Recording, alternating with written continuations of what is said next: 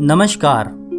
अभी हाल ही में चाइना के एक कायरता भरे हमले में मेरे देश के कई वीर सैनिक शहीद हो गए और मेरी ओर से उन सभी शहीदों को भावपूर्ण श्रद्धांजलि। अब बात यह है कि चाइना की इस हरकत के बाद क्या आपका खून नहीं खौला और क्या आप अब भी चाइनीज़ प्रोडक्ट खरीदेंगे? क्या आपको पता है कि जाने अनजाने हमने चाइना को कितना फ़ायदा पहुंचाया है?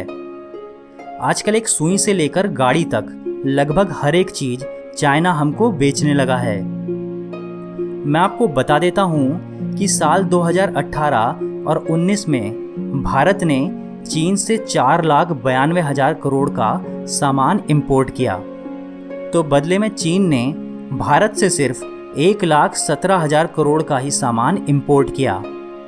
यानी चाइना को 3,75,000 करोड़ का व्यापारिक फ़ायदा हुआ। अब कहने का मतलब ये है कि हम लोग चाइना से ज़्यादा सामान खरीदते हैं, जबकि वो लोग भारत से बहुत ही कम। और ऐसे में हम इतने चूतिए हैं कि उनकी इकोनॉमी को ही मजबूत करने में लगे पड़े हैं।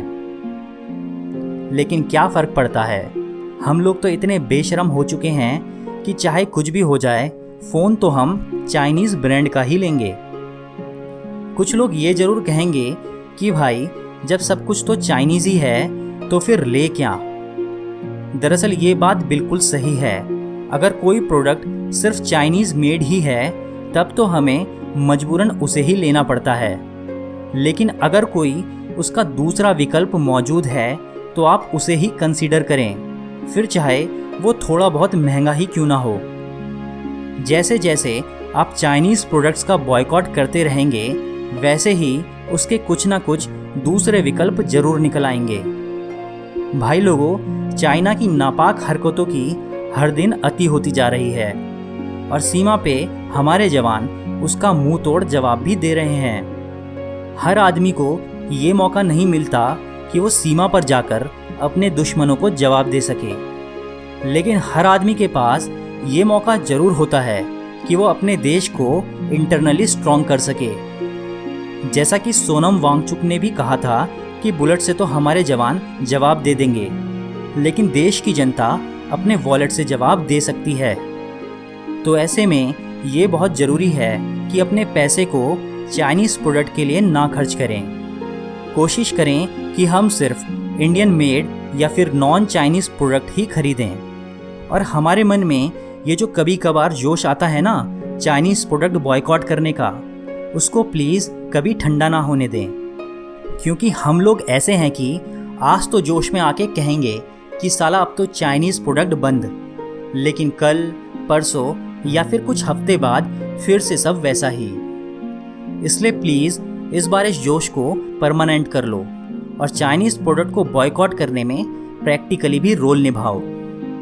एक मेरा सवाल हमारे सरकारी तंत्र, बैंक और इन्वेस्टरों से भी है कि प्लीज़ हमारे स्टार्टअप्स को फंड करें। आजकल हमारी ज़्यादातर कंपनीज और स्टार्टअप्स में चाइना का ही पैसा लगा हुआ है। उसने लगभग हर सेक्टर की कंपनीज में फंडिंग कर रखी है और ऐसा करके वो हमारे मार्केट में एक अपर हैंड रखता है। इसलिए हमारी सरकार को चाहिए कि वो इंडिया में बिजनेस करने के सिस्टम को कुछ ईजी करे और स्टार्टअप्स को फंड देने के लिए भी कुछ मदद करे। वैसे तो हमारे बैंक्स 1,000 करोड़ रुपए तक कुछ गिने चुने उद्योगपतियों को दे देते हैं, जो कि उसे वापस भी नहीं करते। लेकिन एक स्टार्टअप को 20-25 लाख का लोन देने में इनकी गांड फट जाती है और इसी वजह से हमारे स्टार्टअप्स और नई कंपनियों को विदेशी फंडिंग की तरफ देखना पड़ता है। तो सरकार को चाहिए कि वो हमारे स्टार्टअप्स की हर संभव मदद करें या करवाएं।